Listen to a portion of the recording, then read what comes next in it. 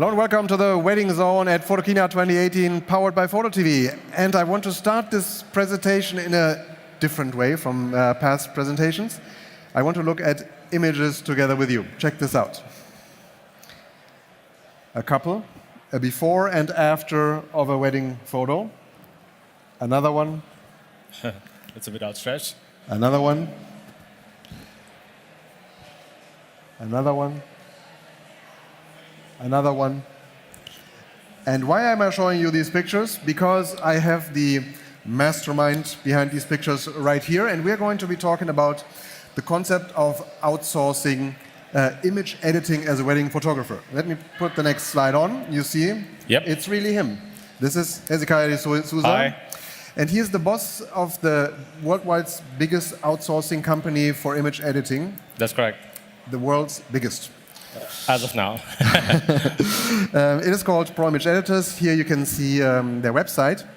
And Hezi, I want to talk to you about why outsourcing, and later on in the conversation we want to go a little bit deeper, because one has to say you have a company that is doing image outsourcing all across the world, and as such you know what's going on every day across the whole world in image editing for wedding photographers. That's correct. So we have some trends, but let's first start about the question, what is outsourcing and why?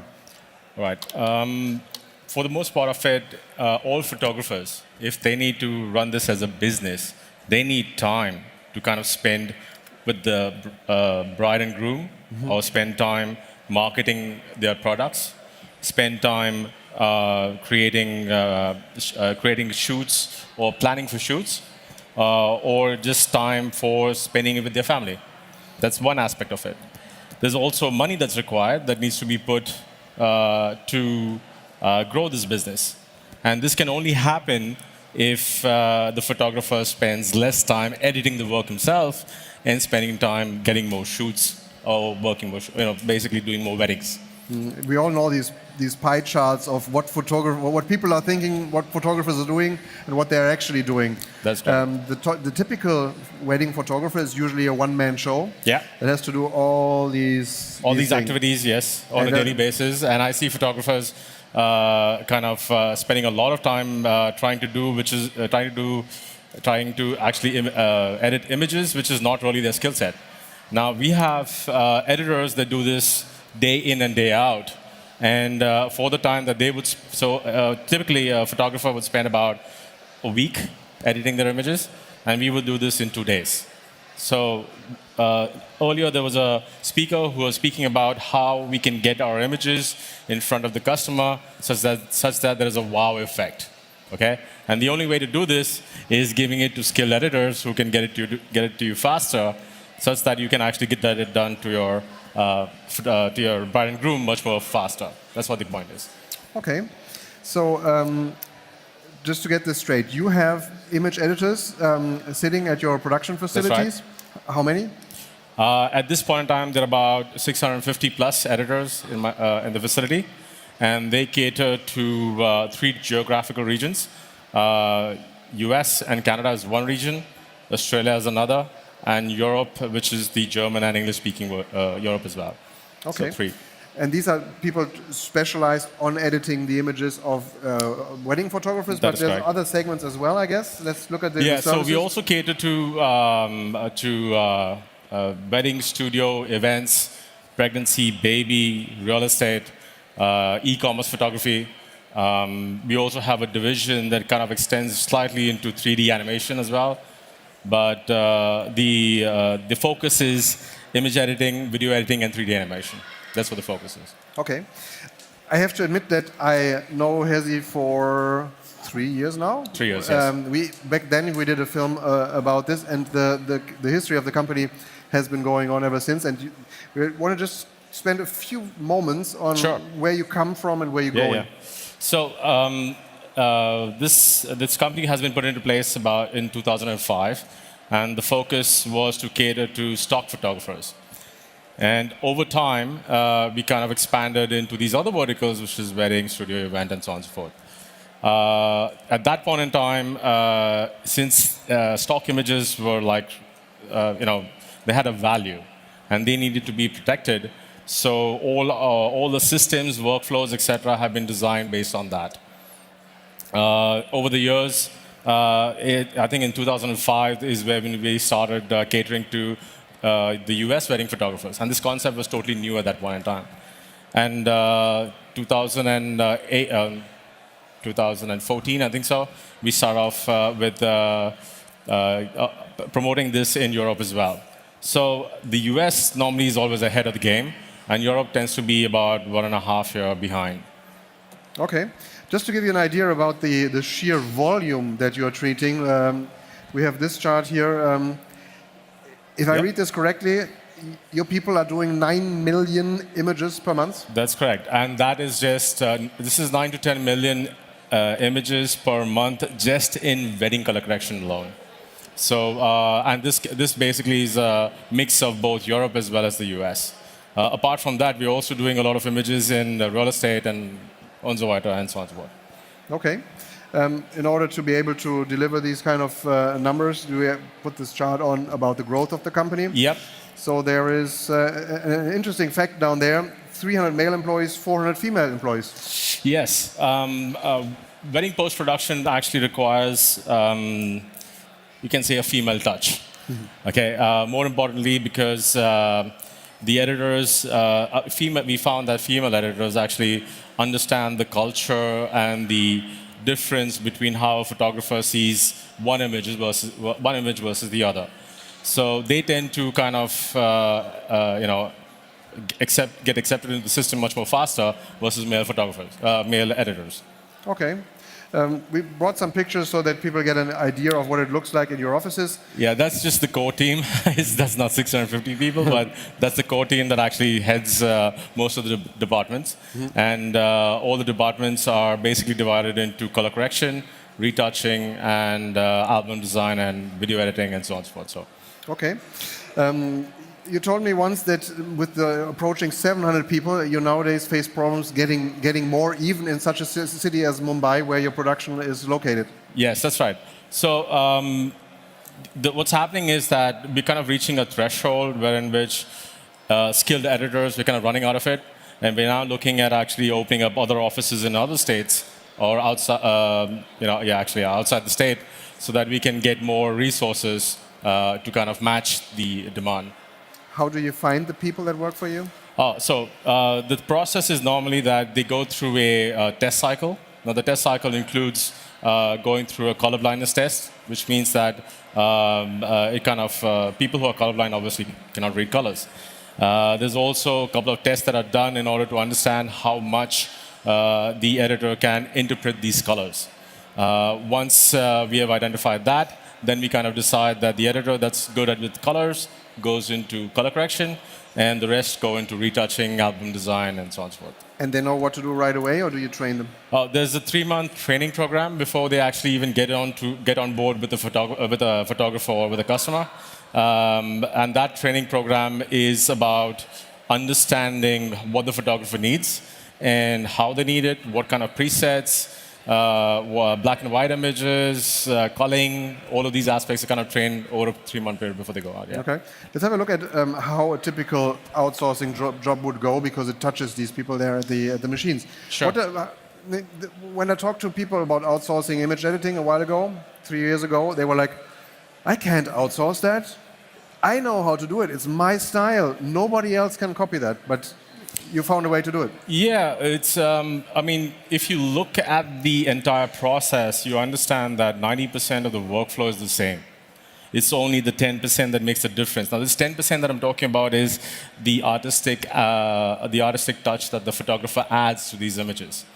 If 90% of the workflow is the same, it means that the photographer saves 90% of the time that he would spend doing the same thing, which everybody else does. Okay. So, it's. We had this issue. I think these questions were more. It was a lot more effort when we were doing this in the US. But when we came to Europe, it was the same questions. It's all about letting go of control, so that editors can actually do what you're doing. That's it. It's the same thing as having your own editor in your studio. What would you do in that case? you would actually have to spend time training those editors to understand what exactly you do, and that's it. It's the same thing over here, except the editor is not in your studio, but actually in a different country or in a different setup. Okay. I have a chart here that you brought about the security concept. I think more interestingly, the question of Gdpr, DSGVO, as we have it in Germany. People are concerned about, can I send clients' images to you without falling into a legal trap? Sure. So when the company was formed in 2005, and like I said, it was catering to stock photography, all the security protocols were actually derived from there, which meant that the editors were always isolated from the internet, so they could not send out files, bring in files, and so on and so forth. All the systems were domain protected. That means that you could not plug in a drive into the system and copy the files over or take it outside the office. The entire facility has biometrics, card swipes, and CCTV as well to kind of protect the people as well as the data in it. Also, when the data is kind of given, now data basically means that there's image and there's personal data, the photographer data or the data that belongs to the end client. That kind of splits when the data is provided to the editor. So the editor only knows the photographer by a client code, and that's it. Okay. And the only information that they get is the images, which they edit and then submit it back to the system. The system will then join all of it back again and provide it back to the photographer. And let's get to the topic of GDPR. Yeah. I suppose this helps you. Are you GDPR? So GDPR kind of, we were 80% already there, and GDPR kind of closed the loop in terms of making sure that the end client was also covered in the whole data security plan. There are documents online which help the photographer understand what this setup is, and also helps the photographer get the required approvals from their end clients. Okay. Well, after these introductions to the whole concept and the company, I promised you some insights that only you probably can share, because you have these streams of images coming in every day, and I suppose you get a peek over the shoulders of your editors. You brought some insights here. Yeah. How you already mentioned that the States are usually ahead of Europe in this genre of wedding photography. What are they doing different from us? All right. So before I get to the US versus Europe, let's talk about something pretty recent. The US has been using black and white images, by converting some of the color images into black and white already for so many years. This has only started actually 2 years ago in Europe. So you can understand how Europe is trying to catch on with the US. The shoots in the US tend to be longer. That means over a period of 3 to 5 days. Versus the shoots in Europe tend to be shorter, which means that the number of images that a US photographer would shoot is somewhere between 1,800 images to 2,000 images. What do they shoot? I mean, a normal wedding is an evening, or is the day of the wedding, and what do they shoot? It's a mix of everything, but they mostly, the images actually are more a balance of portraits versus everything else. Versus European photographers shoot less of portraits, and it's about the rest of the wedding. Okay. So that's the key between it. The US photographers use a lot of presets so that they can faster process their work, while as in the EU, the presets are kind of just used to set the mode, and a lot of manual work needs to be done post that. Okay.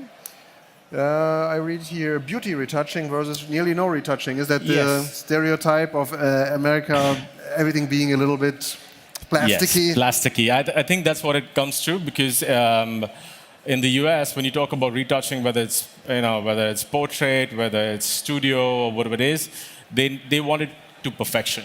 That means it get rid of all the moles, all the flickers on the face, etc., and so on and so forth.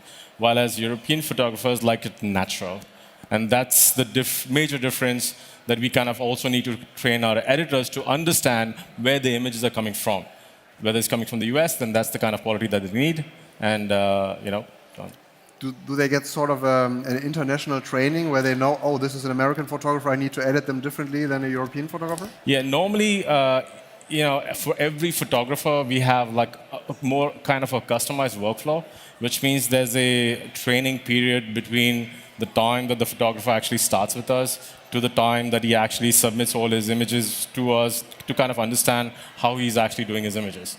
So that itself kind of identifies this differentiation in the approach. We don't really need to kind of say that this is an American photographer and this is a European photographer, but more in terms of that this is the look that they want. Okay. After all these observations, I want to take the opportunity to ask you a little bit about tips for outsourcing. If someone says, okay, I do consider sending my images for someone else to be done, are there typical traps? Are there tips that you can provide to make this as easy as possible? Sure. Every photographer who's outsourcing needs to first understand that this is a people's business, okay? Whether you have the editor in your studio or whether you have the editor somewhere outside. You need to spend time with the editor to kind of explain what exactly you want and how you look at images so that he can get to the result that you actually want. So there's a learning curve in all of this. And that can be easily achieved by free trials. That means providing us with samples, examples of stuff that you've already done, reference images from your websites, blogs, anything that would help the editor understand what you want and actually create a profile of what the photographer wants to be delivered back to him. Let's also talk about a couple of, we use Lightroom mostly in image editing. And the common problems that I see photographers kind of struggle with is that one, there is something called a smart previews.